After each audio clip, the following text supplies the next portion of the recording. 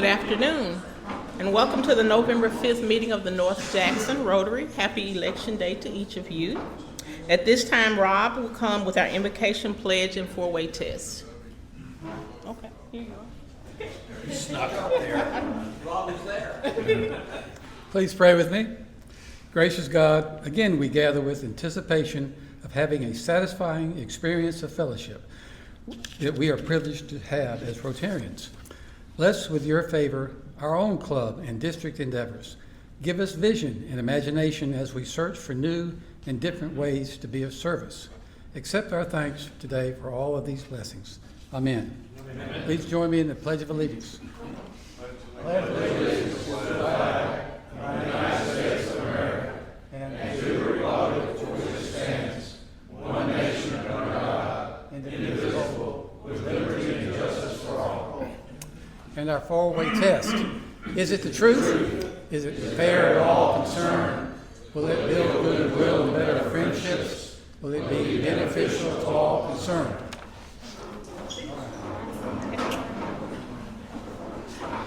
Thank you, Rob. Do we have any visiting Rotarians with us today? Dr. A. Glad to have you today. And thank you for the contribution that you have made to the Employer Now campaign, so appreciate that. Thank you. Do we have any Rotarians with the guest?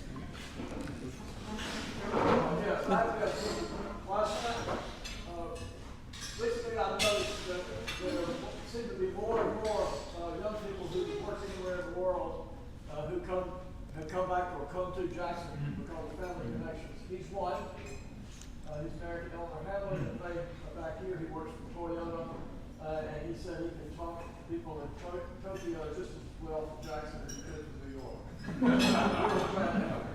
Glad to have you today. At this time, Don is going to come with our birthdays and anniversaries.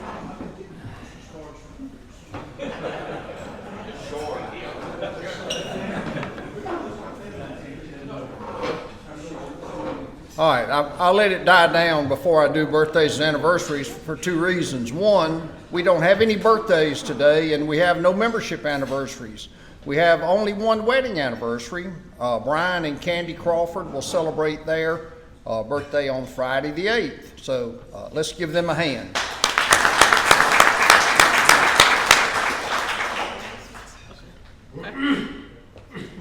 All right, at this time, Bruce will come and introduce our program for today.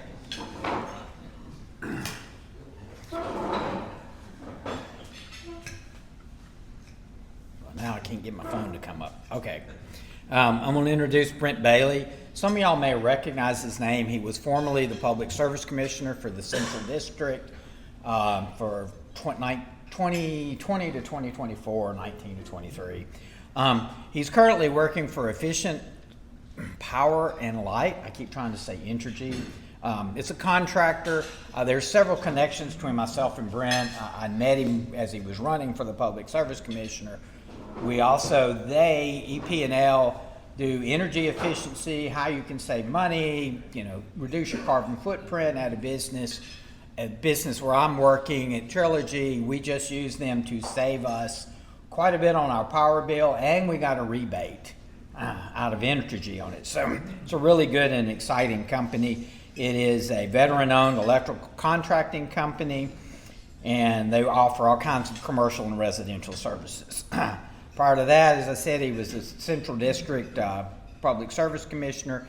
He was a strong consumer advocate while he was at the commission, pushing for transparency in government, and along with he published, which was always great reading, a weekly newsletter. And you wouldn't think a Public Service Commission weekly newsletter would be that exciting, but it was actually a good read. It was a lot of things to do. When he was a Public Service Commissioner, he led an investigative commissioner report on Entergy when we had one of those big power outages and it took them weeks to get power back up. Brent was really fundamental in trying to hold Entergy's feet to the fire over that. So his background, he's a graduate of Carthage High School. He went to ECCC, Before he transferred to Mississippi State University, he also played football there at the university. He received the Alumni Achievement Award from the MSU College of Agricultural and Life Sciences. He is also on the Agricultural and Biosystems Engineering Advisory Council. He's a sixth generation Mississippi, and he's lived in Madison County with his wife for 22 years. Let's welcome Brent.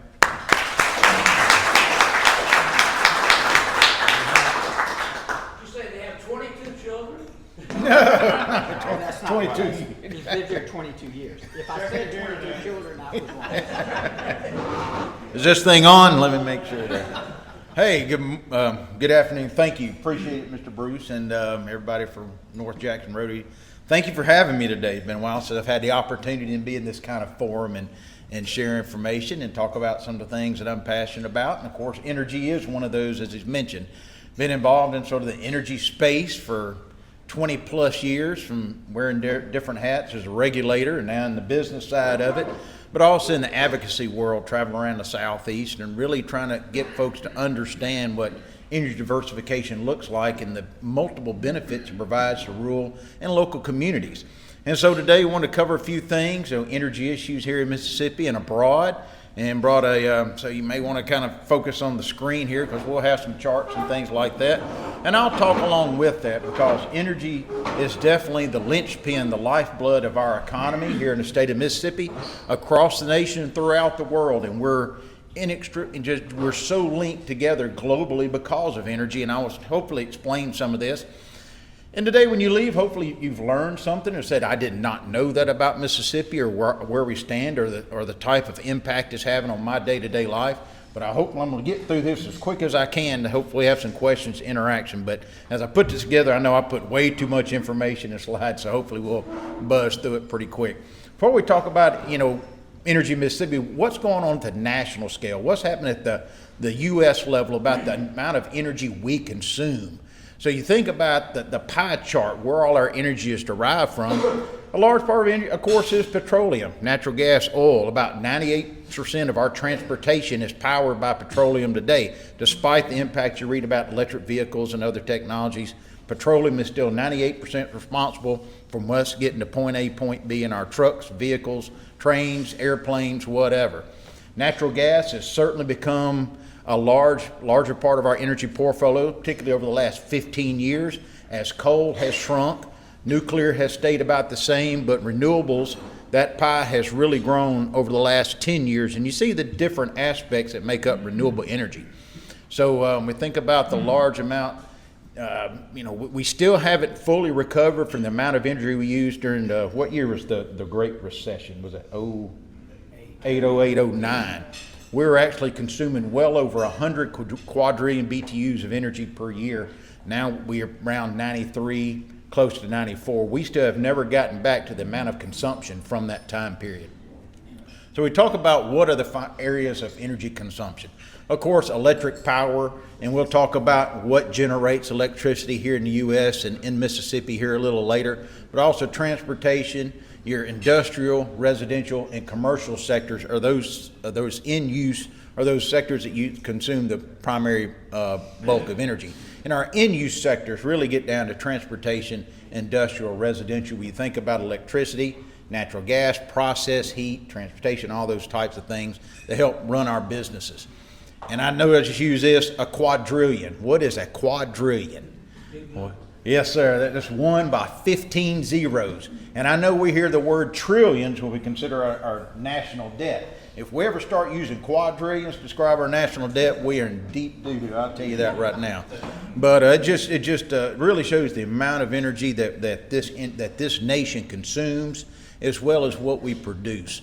So energy, where does it normally come from? Like I said, since about 2010, with the advent and modernization of fracking technology, you've really seen the production of natural gas as well as crude oil take off in the nation. At the same time, because of federal regulations and just changing consumer preferences, you've seen coal really fall off.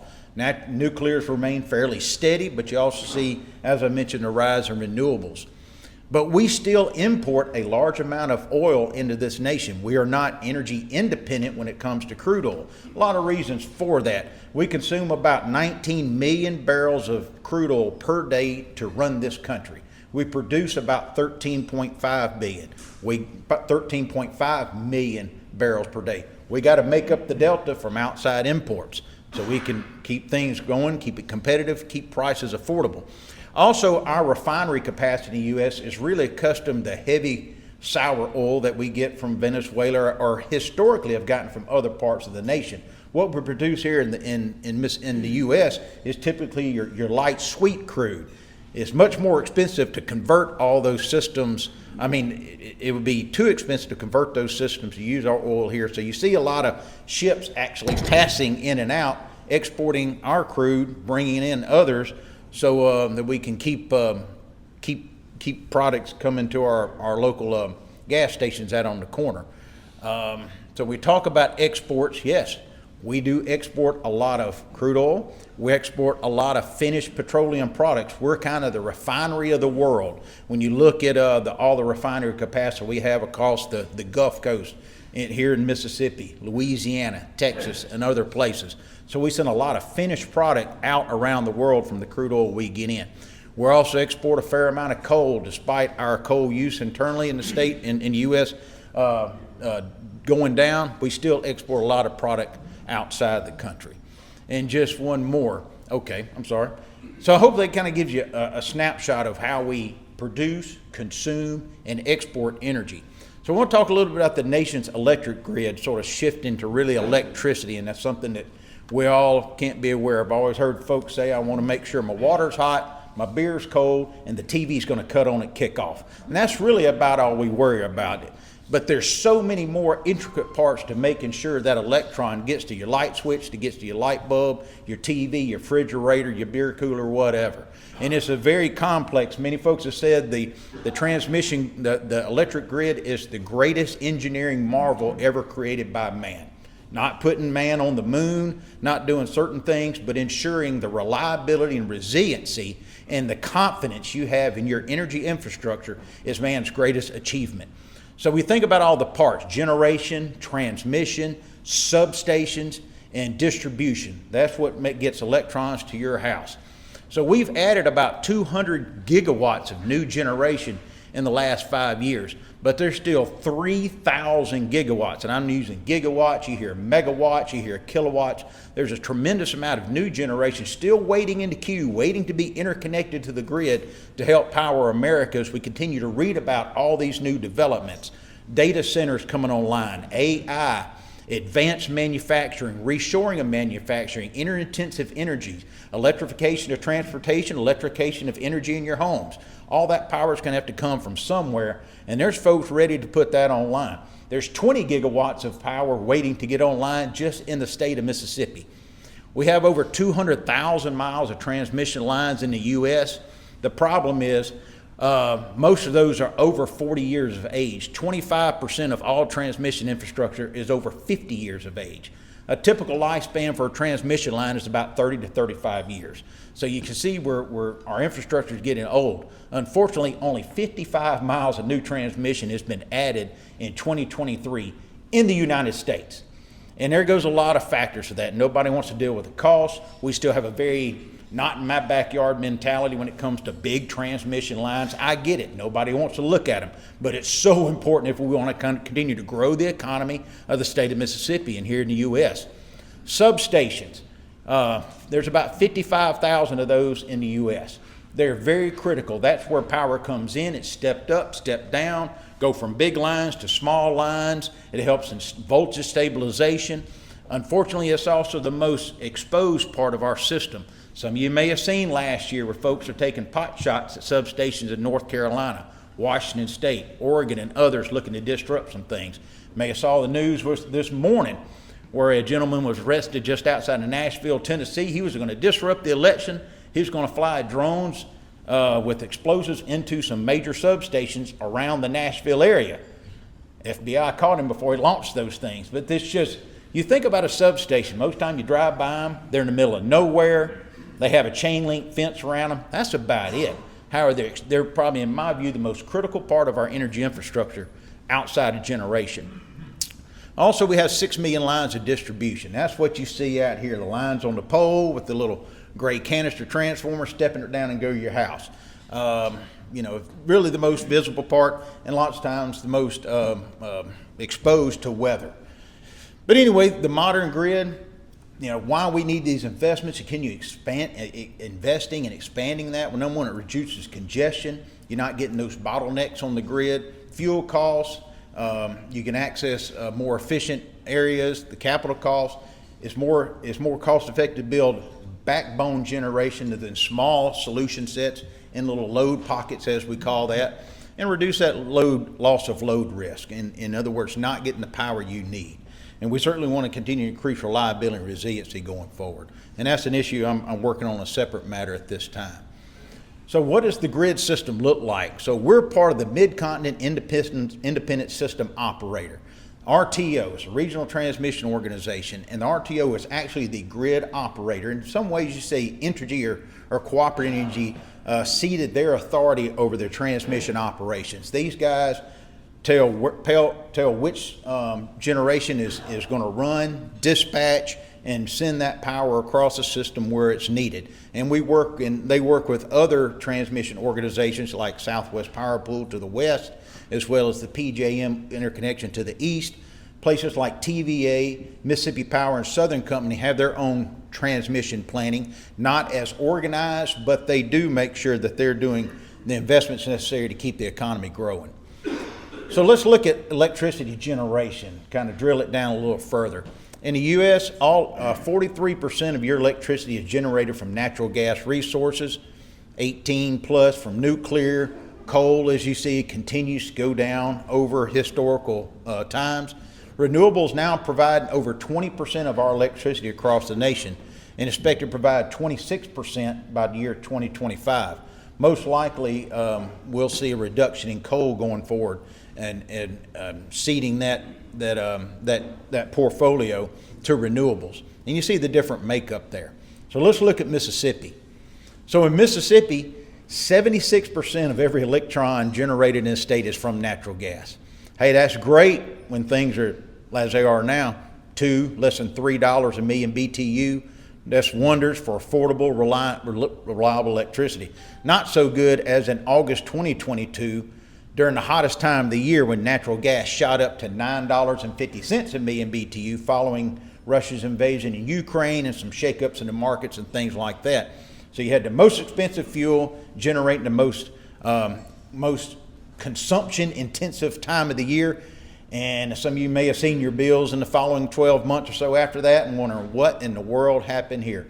By state law, we have to, when I was at PSC, we had to allow Entergy to recover their fuel costs. Yes, we got a little creative in that. We spread it out over a couple of years. We deferred some aspects of it, so the rate impact would not be as great. But it just shows when you put all your eggs in one basket, one energy basket, the risk that we have there. Nuclear energy, about 16% of our electricity comes from that resource. As you see, coal, very minimal here in the state of Mississippi. We really only have 1-2 operating coal plants, not always operating. Renewables, as you see, continues to grow. When you think renewables, you may think wind and solar, but actually biomass is our biggest provider of renewable resource generation here in the state. Solar is the fastest growing resource. Talk about here in just a second. A lot of you, does anybody realize that Grand Gulf is the largest single nuclear reactor operating in the U.S. and one of the top 10 largest single nuclear reactors in the world? Pumping out about 1,440 megawatts, actually went through an uprate several years ago, and been a fairly reliable resource here inside the state of Mississippi. And I put a question mark by wind. Not sure how many are familiar that Mississippi's first wind farm went online late this spring. Delta Wind in the southern part of Tunica County, 41 turbines cranking out about 180 watts of power. You'd think, holy cow, I never thought we had wind in Mississippi. The Delta area is actually a fairly good wind energy resource, just has never been really explored. But today's modern turbine technology, high tower technology, these guys, the tip of the tower that makes the turn is about 690 feet in the air. You may not feel the wind standing at ground level, but you get up there about 500 foot and above, there's a very robust wind source throughout the delta. And so we now have, the first wind farm in MISO South operating in the Mississippi Delta. You ever leave Memphis, swing by Tunica and take a look at it. Some of y'all may think, like I do, wow, it's an engineering marvel. Some may think it's the blight of the earth. I get it. Everybody has their opinions, but I invite you to go by there and take a peek at it. So let's talk about solar real quick. And I know solar has had some here, particularly in the potential Hinds County project, has really gotten a lot of attention. You think about solar, that represents, those dots on the board represent over close to $4.5 billion of investment committed to the state of Mississippi. The yellow dots are those that have been adopted, been certified, or either under construction or in operation. The green dots are ones that are currently before the Public Service Commission for consideration. And I don't even include the project, that $700 million project proposed in western Hinds County. Don't have it up there because it has not been filed before the commission yet. But those projects represent anything from a 1 megawatt project in Lee County to a 300 megawatt project over in Holmes County and everything in between. I know there's arguments about the amount of land it could take up, about its intermittent nature. There's arguments about the tax credit it receives. But these are all being funded by private sector entities. Only one dot on that board is actually a utility-owned solar farm. These are all third parties that are looking at the market opportunities, investing their dollars to contribute and getting returns based on what the market says the energy is going to be. These are smart guys. They know how to pencil it out, and they're going to figure out how to make money on this. But there's a lot of other reasons you see this amount of investment in Mississippi is because we're in the MISO RTO. TVA has a 10,000 megawatt request for proposals for renewable generation, driving a lot of that northeast Mississippi. Even Mississippi Power has put out an RFP to acquire renewable generation as part of the diversification portfolio. Same as Entergy. That is part of the reason Amazon Web Services is going to invest at least $10 billion in the state of Mississippi, because Entergy has been planning through their EDGE program for many years to diversify their generation portfolio to attract that level of investment and those type of companies to the state of Mississippi. So just some Mississippi energy stats real quick. So we rank 13th in the nation in per capita energy consumption. A lot of reasons for that. We also rank 3rd in the nation for electricity use per household, one of the highest. We're in Mississippi. It's hot and it's humid for a large part of the year. About 1/3 of our population lives in some type of manufactured housing. Our older housing stock, not exactly the most efficient. We don't have any statewide building codes or standards, unfortunately. A lot of things go into that. Energy efficiency and quality construction, and not knocking home builders or anything like that, but we do, there's just unequal standards of how homes are built around the state. While our rates are far below the national average, you see about 11.5 cents a kilowatt hour, because of what I mentioned about, humid climate, manufactured housing, other things, older housing stock, lack of standards. We're in the top 10 as far as the amount of electricity we pay each month on average. And it has an impact when you think we're 50th in the nation in per capita household income. We have some of the highest energy burden, the percent of expenditures on utility bills as a percentage of your household income. And you look at that, when you think about your average utility, $412, that's your electricity, your natural gas, your water, your sewer, and your telecoms. You add that all up, the average Mississippian pays about $412 a month in utilities. Think about your own personal budgets and what that means to you. You may not have a monthly income of $1,200. You may have many times more of that, but you think about the ratio impact it has on Mississippians. And to think about it, we rank 46 in the nation in energy efficiency. ACEEE is a fairly well-respected reviewer of how these things look like. So there's a lot we can do on energy efficiency work, and Mr. Bruce and his company has taken advantage of that. And that was one of the reasons I ran for the Public Service Commission several years ago. I certainly have always had an interest in this, and I hope you kind of hear that in my voice, to regulate and try to encourage more efficient use of our energy and make smart decisions on our investments going forward.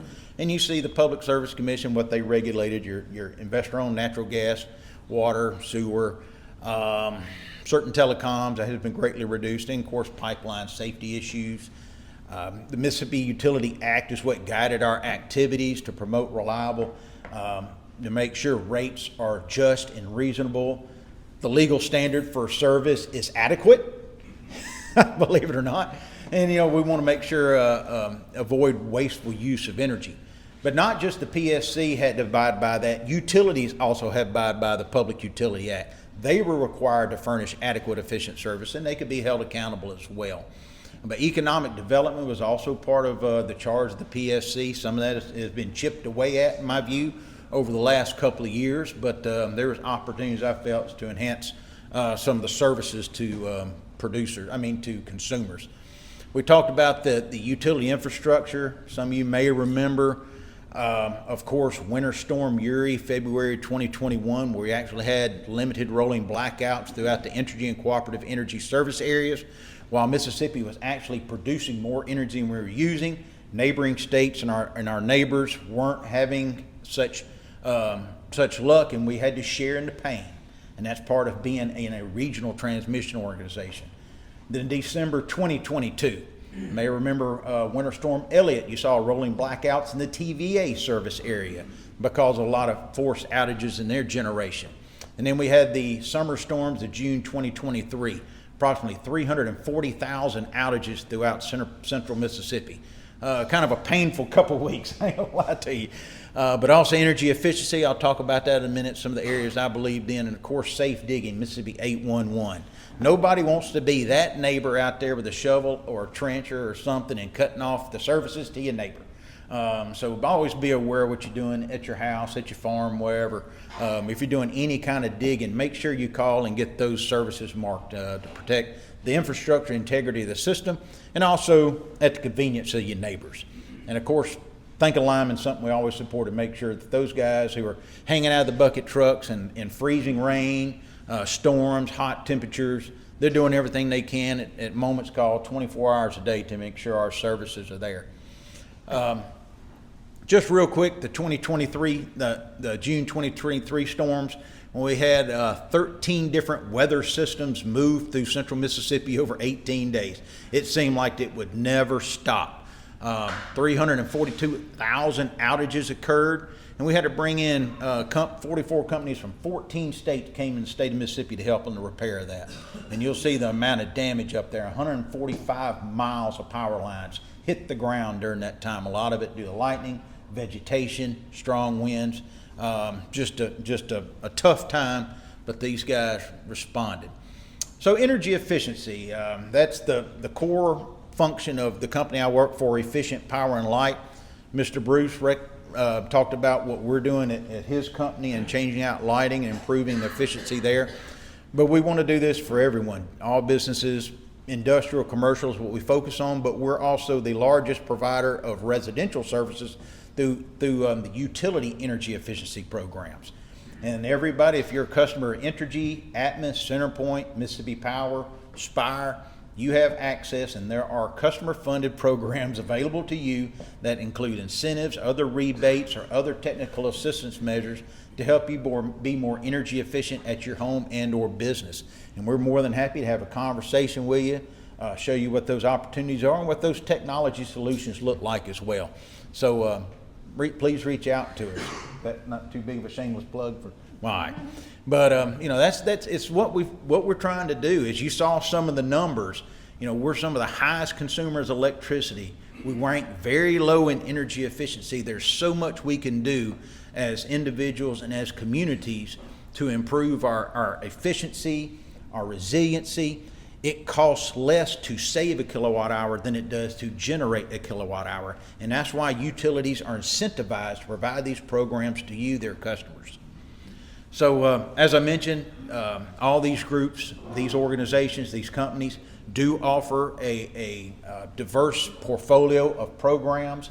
please inquire, take a look at them and see how they can be utilized at your home and or business. So hope I got through it in plenty of time for you guys. All right, 5 minutes, and that's my contact information. And again, I hope there's time for a question or two. And I saw a hand. Yes, sir. Yeah, the regional transmission entities, I'll call them that, I don't have any idea, are they investor-owned? How are they governed? Who regulates them? When they wake up in the morning, Yeah. what's driving their budget? It's kind of a hidden part of how the system operates. So the Federal Energy Regulatory Commission, we're going to DC now, they pass orders and they encourage regional transmission.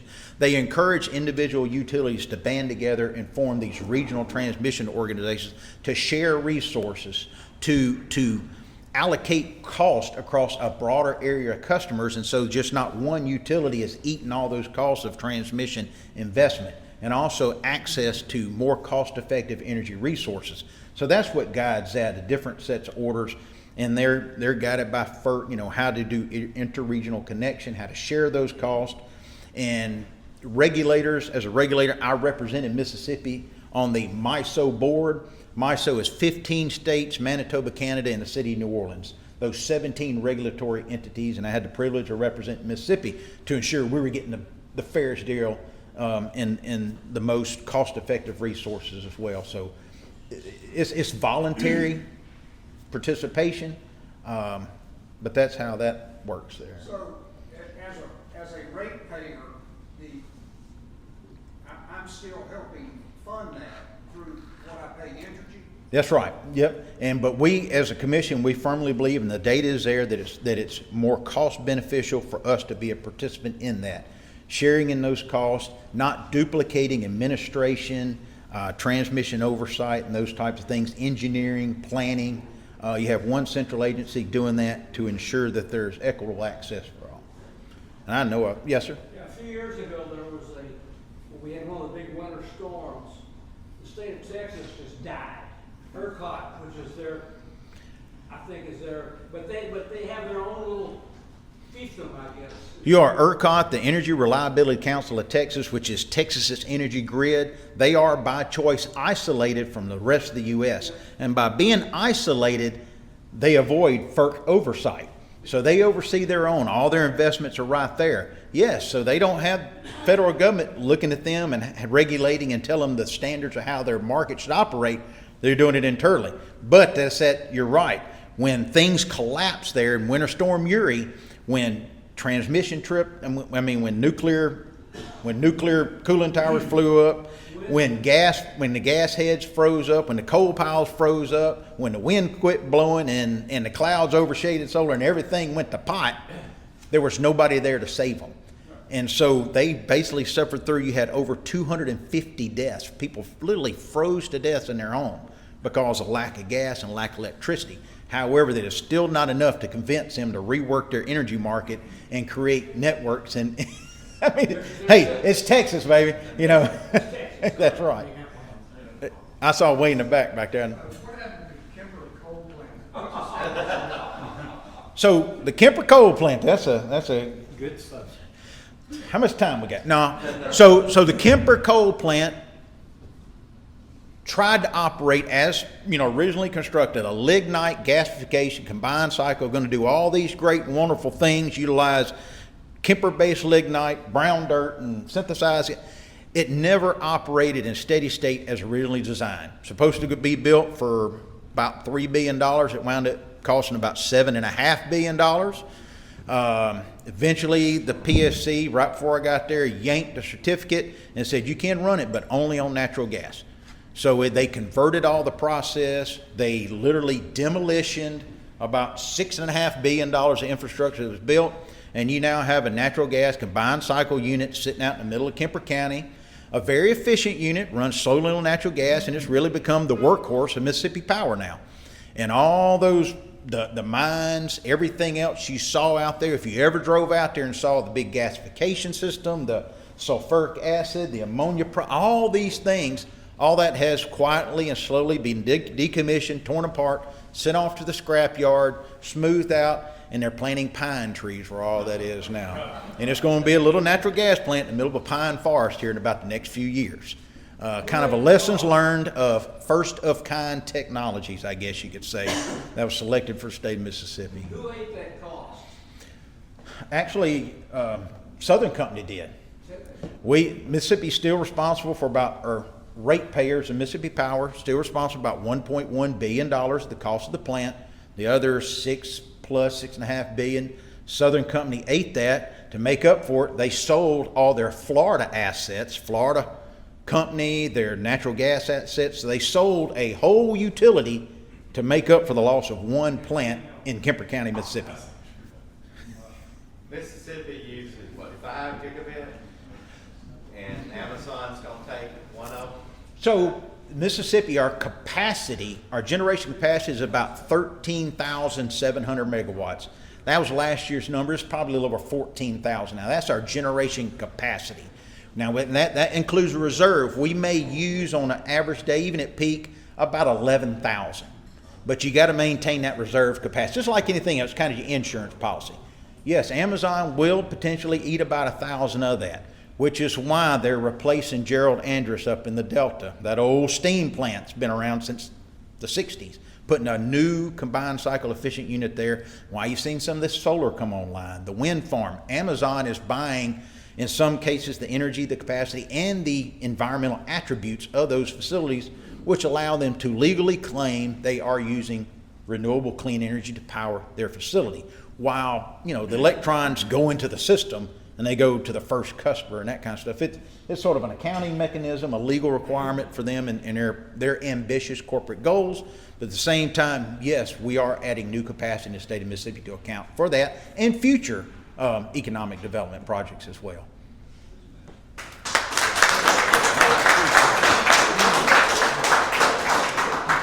Thank you very much for that electric information. We'd like to give you this White Waters Rotary mug. I appreciate it. All righty. Well, thank you so much. Thank you. I appreciate it. Please stand. Thank you all for coming today. Let's adjourn with our club motto.